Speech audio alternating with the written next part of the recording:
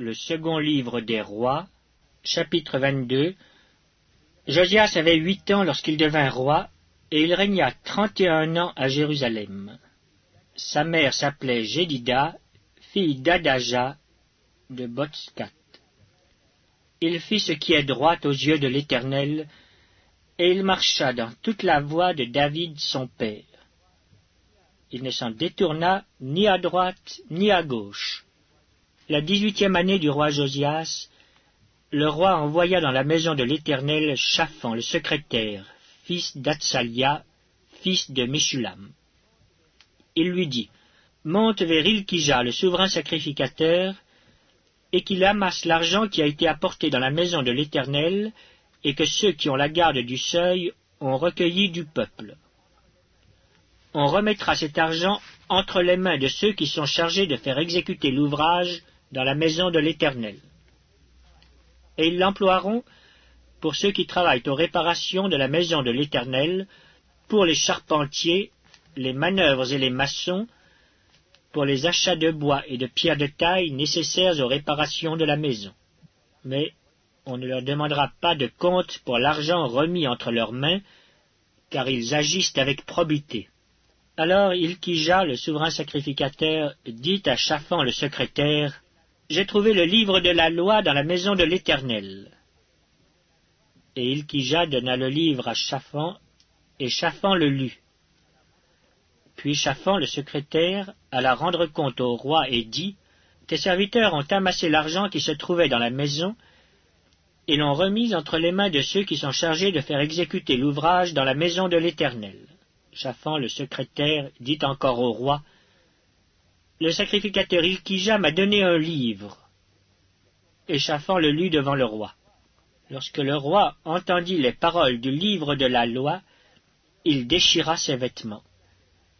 Et le roi donna cet ordre au sacrificateur Ilkija, à Achikam, fils de Shaphan, à Akbor, fils de Miché, à Shaphan le secrétaire, et à Azaja, serviteur du roi, « Allez, consultez l'Éternel pour moi, pour le peuple et pour tout Juda, au sujet des paroles de ce livre qu'on a trouvé, car grande est la colère de l'Éternel qui s'est enflammée contre nous, parce que nos pères n'ont point obéi aux paroles de ce livre, et n'ont point mis en pratique tout ce qui nous y est prescrit. » Le sacrificateur Ilkija, Achikam, Akbor, Shaphan et Azaja allèrent auprès de la prophétesse Hulda, femme de Shaloum, fils de Tikva, fils de Harbas, gardien des vêtements.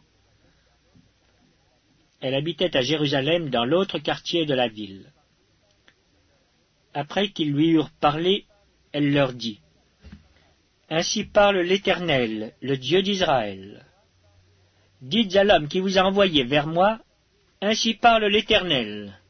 Voici, je vais faire venir des malheurs sur ce lieu et sur ses habitants, selon toutes les paroles du livre qu'a lu le roi de Juda, parce qu'ils m'ont abandonné et qu'ils ont offert des parfums à d'autres dieux, afin de m'irriter par tous les ouvrages de leurs mains. Ma colère s'est enflammée contre ce lieu, et elle ne s'éteindra point. Mais vous direz au roi de Juda qui vous a envoyé pour consulter l'Éternel, « Ainsi parle l'Éternel, le Dieu d'Israël, au sujet des paroles que tu as entendues. Parce que ton cœur a été touché, parce que tu t'es humilié devant l'Éternel en entendant ce que j'ai prononcé contre ce lieu et contre ses habitants, qui seront un objet d'épouvante et de malédiction, et parce que tu as déchiré tes vêtements et que tu as pleuré devant moi, moi aussi j'ai entendu, dit l'Éternel.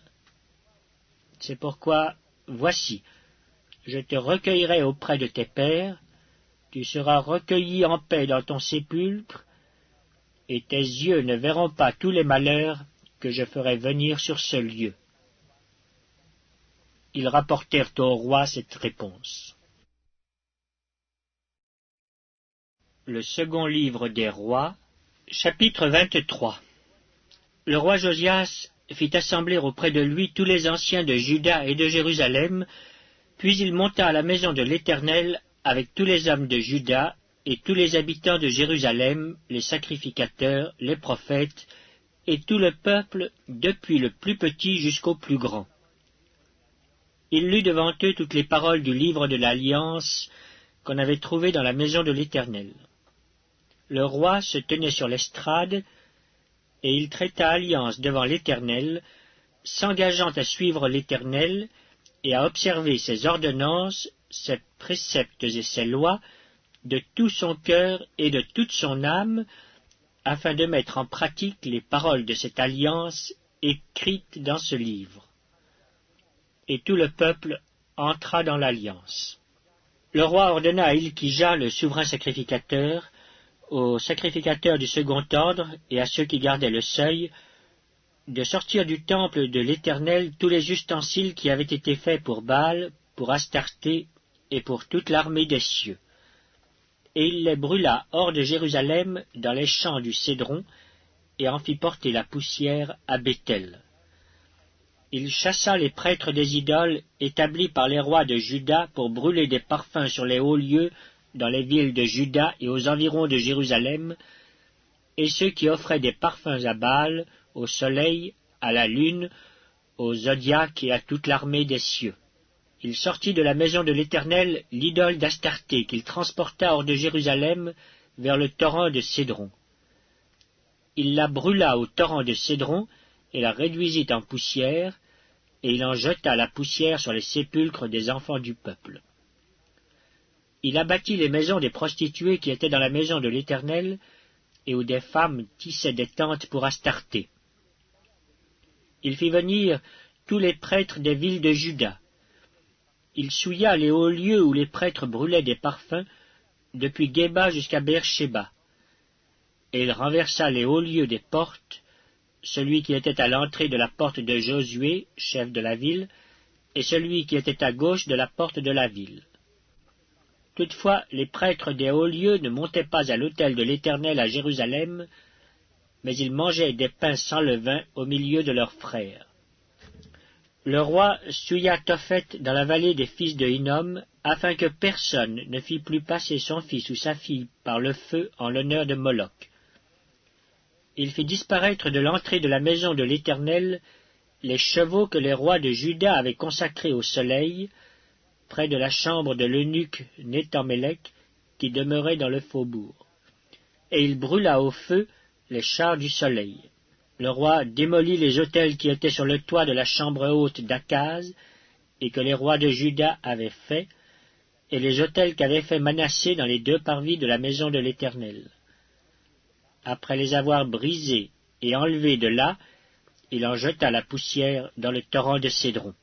Le roi souilla les hauts lieux qui étaient en face de Jérusalem, sur la droite de la montagne de perdition, et que Salomon, roi d'Israël, avait bâtis à Astarté, l'abomination des Sidoniens, à Kémosh, l'abomination de Moab, et à Milcom, l'abomination des fils d'Ammon. Il brisa les statues et abattit les idoles, et il remplit d'ossements d'hommes la place qu'elles occupaient. Il renversa aussi l'autel qui était à Béthel, et le haut lieu qu'avait fait Jéroboam, fils de Nébat, qui avait fait pécher Israël. Il brûla le haut lieu et le réduisit en poussière, et il brûla l'idole. Josias s'étant tourné, et, ayant vu les sépulcres qui étaient là dans la montagne, envoya prendre les ossements des sépulcres, et il les brûla sur l'autel et le souilla, selon la parole de l'Éternel prononcée par l'homme de Dieu qui avait annoncé ces choses. Il dit, « Quel est ce monument que je vois ?» Les gens de la ville lui répondirent, « C'est le sépulcre de l'homme de Dieu qui est venu de Juda, et qui a crié contre l'autel de Béthel ces choses que tu as accomplies. » Et il dit, « Laissez-le, que personne ne remue ses os. » On conserva ainsi ses os avec les os du prophète qui était venu de Samarie. Josias fit encore disparaître toutes les maisons des hauts lieux qui étaient dans les villes de Samarie, et qu'avaient faites les rois d'Israël pour irriter l'Éternel. Il fit à leur égard entièrement comme il avait fait à Béthel. Il immola sur les autels tous les prêtres des hauts lieux qui étaient là, et il y brûla des ossements d'hommes. Puis il retourna à Jérusalem. Le roi donna cet ordre à tout le peuple. Célébrez la Pâque en l'honneur de l'Éternel, votre Dieu, comme il est écrit dans ce livre de l'Alliance. Aucune Pâque pareille à celle-ci n'avait été célébrée depuis le temps où les juges jugeaient Israël et pendant tous les jours des rois d'Israël et des rois de Juda. Ce fut la 18e année du roi Josias qu'on célébra cette Pâque en l'honneur de l'Éternel à Jérusalem. De plus, Josias fit disparaître ceux qui évoquaient les esprits et ceux qui prédisaient l'avenir, et les téraphim et les idoles, et toutes les abominations qui se voyaient dans le pays de Juda et à Jérusalem, afin de mettre en pratique les paroles de la loi, écrites dans le livre que le sacrificateur Ilkija avait trouvé dans la maison de l'Éternel. Avant Josias, il n'y eut point de roi qui, comme lui, revint à l'Éternel de tout son cœur, de toute son âme et de toute sa force, selon toute la loi de Moïse. Et après lui, il n'en a point paru de semblable. Toutefois, l'Éternel ne se désista point de l'ardeur de sa grande colère dont il était enflammé contre Juda, à cause de tout ce qu'avait fait Manassé pour l'irriter. Et l'Éternel dit, « J'ôterai aussi Juda de devant ma face, comme j'ai ôté Israël, et je rejetterai cette ville de Jérusalem que j'avais choisie, et la maison de laquelle j'avais dit, là sera mon nom. » Le reste des actions de Josias et tout ce qu'il a fait, cela n'est-il pas écrit dans le livre des chroniques des rois de Juda? De son temps, Pharaon Nécho, roi d'Égypte, monta contre le roi d'Assyrie vers le fleuve de l'Euphrate. Le roi Josias marcha à sa rencontre, et Pharaon le tua à Megiddo dès qu'il le vit. Ses serviteurs l'emportèrent mort sur un char, ils l'amenèrent de Megiddo à Jérusalem, et ils l'enterrèrent dans son sépulcre. Et le peuple du pays prit Joachaz, fils de Josias. Ils l'oignirent et le firent roi à la place de son père. Joachaz avait 23 ans lorsqu'il devint roi, et il régna 3 mois à Jérusalem. Sa mère s'appelait Amutal, fille de Jérémie, de Libna. Il fit ce qui est mal aux yeux de l'Éternel, entièrement comme avaient fait ses pères. Pharaon Nécho l'enchaîna à Ribia, dans le pays de Hamath, pour qu'il ne régnât plus à Jérusalem, et il mit sur le pays une contribution de 100 talents d'argent et d'1 talent d'or. Et Pharaon Nécho établit roi Éliakim, fils de Josias, à la place de Josias son père, et il changea son nom en celui de Joachim. Il prit Joachaz qui alla en Égypte et y mourut. Joachim donna à Pharaon l'argent et l'or, mais il taxa le pays pour fournir cet argent, d'après l'ordre de Pharaon. Il détermina la part de chacun et exigea du peuple du pays l'argent et l'or qu'il devait livrer à Pharaon Nécho. Joachim avait 25 ans lorsqu'il devint roi, et il régna 11 ans à Jérusalem. Sa mère s'appelait Zébuda, fille de Pédaja, de Ruma. Il fit ce qui est mal aux yeux de l'Éternel, entièrement comme avaient fait ses pères. Le second livre des rois, chapitre 24. De son temps, Nebuchadnezzar, roi de Babylone, se mit en campagne. Joachim lui fut assujetti pendant 3 ans, mais il se révolta de nouveau contre lui. Alors l'Éternel envoya contre Joachim des troupes de Chaldéens, des troupes de Syriens, des troupes de Moabites et des troupes d'Ammonites. Il les envoya contre Juda pour le détruire, selon la parole que l'Éternel avait prononcée par ses serviteurs les prophètes. Cela arriva uniquement sur l'ordre de l'Éternel, qui voulait ôter Juda de devant sa face, à cause de tous les péchés commis par Manassé, et à cause du sang innocent qu'avait répandu Manassé, et dont il avait rempli Jérusalem. Aussi l'Éternel ne voulut-il point pardonner.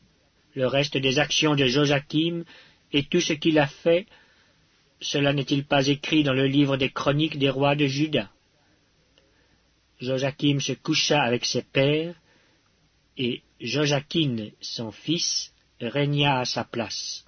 Le roi d'Égypte ne sortit plus de son pays, car le roi de Babylone avait pris tout ce qui était au roi d'Égypte, depuis le torrent d'Égypte jusqu'au fleuve de l'Euphrate. Joachim avait 18 ans lorsqu'il devint roi, et il régna 3 mois à Jérusalem.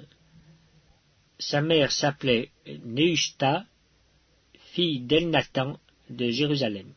Il fit ce qui est mal aux yeux de l'Éternel, entièrement comme avait fait son père. En ce temps-là, les serviteurs de Nebuchadnezzar, roi de Babylone, montèrent contre Jérusalem, et la ville fut assiégée. Nebuchadnezzar, roi de Babylone, arriva devant la ville pendant que ses serviteurs l'assiégeaient. Alors Joachim, roi de Juda, se rendit auprès du roi de Babylone avec sa mère, ses serviteurs, ses chefs et ses eunuques.